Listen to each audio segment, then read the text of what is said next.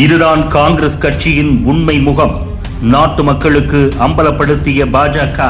தமிழகம் உட்பட இந்தியாவில் உள்ள அனைத்து மாநிலங்களிலும் மகாத்மா காந்தி 100 நாள் வேலைவாய்ப்பு திட்டம் ஊரக வளர்ச்சிக்கும் ஏழை எளியோருக்கும் பயனுள்ளதாக ஒரு காலத்தில் இருந்தது. காலப்போக்கில் அந்த திட்டத்தின் வாயிலாக பல்வேறு மோசடிகள் அரங்கேறி வந்தது. இதை கருத்தில் கொண்டு பிரதமர் மோடி தலைமையிலான மத்திய அரசு விபிஜி ராம்ஜி மசோதாவை 100 நாள் வேலைவாய்ப்பு திட்டத்திற்கு மாற்றாக அமல்படுத்தியது. வழக்கம் போல நல்ல திட்டங்களை பிரதமர் மோடி அமல்படுத்தினாலும் அதை விமர்சனம் செய்வோம் என்ற நோக்கில் எதிர்க்கட்சிகள் அரசியல் செய்து வருகின்றன.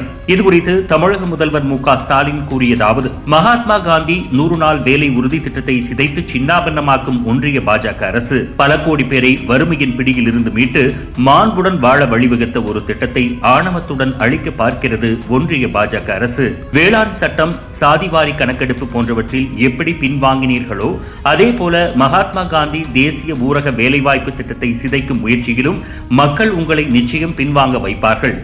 எனவே மக்களின் சீற்றத்திற்கு ஆளாகாமல் இப்போதே புதிய திட்டத்தை கைவிட வேண்டும் என கேட்டுக்கொள்கிறேன் என்று ஸ்டாலின் விமர்சித்தார். மேலும் இந்த மசோதாவை திரும்ப பெற கோரி காங்கிரஸ் கட்சி ஆர்ப்பாட்டத்தை ஏற்பாடு செய்திருக்கிறது. இந்த நிலையில் இவற்றுக்கு பதிலடி தரும் வகையில் மத்திய அமைச்சர் சிவராஜ் பேசியதாவது: முந்தைய திட்டத்தை விட ராம்ஜி திட்டத்தில்தான் பணியாளர்களின் நலன் சிறப்பாக பாதுகாக்கப்பட்டுள்ளது. இது கிராமங்களின் மேம்பாட்டை உண்மையிலேயே உறுதி செய்யும். முந்தைய திட்டத்திற்கு காங்கிரஸ் ஆட்சியில் ரூபாய் 2.13 லட்சம் கோடி ஒதுக்கப்பட்ட நிலையில் பிரதமர் நரேந்திர மோடி ஆட்சியில் ரூபாய் 8.48 லட்சம் கோடிக்கு அதிகமாக ஒதுக்கீடு செய்யப்பட்டது.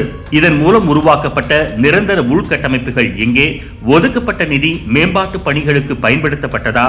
பொய்களின் ஃபேக்டரியான காங்கிரஸ் இப்போது பணியாளர்களுக்கு வேலை வழங்கப்படாது என்ற பொய்யை வேண்டுமென்றே பரப்பி வருகிறது. அடுத்த நிதியாண்டில் ராம்ஜி திட்டத்திற்கு ரூபாய் 1.51 லட்சம் கோடி நிதி ஒதுக்கப்பட உள்ளது.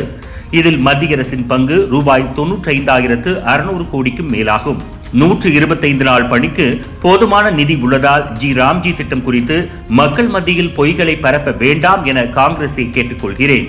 மாறாக முந்தைய திட்டத்தை விட சிறப்பான திட்டத்தை தந்த பிரதமர் மோடிக்கு அவர்கள் நன்றி தெரிவிக்க வேண்டும். முந்தைய 100 நாள் திட்டத்தில் இருந்த குறைபாடுகளால் அது ஊழலுக்கு மறுபெயராகிவிட்டது. கிராம சபைகள் நடத்திய சமூக தணிக்கையின் போது 10 லட்சத்திற்கும் மேற்பட்ட புகார்கள் பதிவாகின. ஒரே பணியை மீண்டும் மீண்டும் செய்வது, இயந்திரங்கள் மூலம் மேற்கொள்ளப்படும் பணிகள், பெயரளவிலான வேலைகள் என பல்வேறு மோசடிகளின் கீழ் பணம் மடைமாற்றப்பட்டது.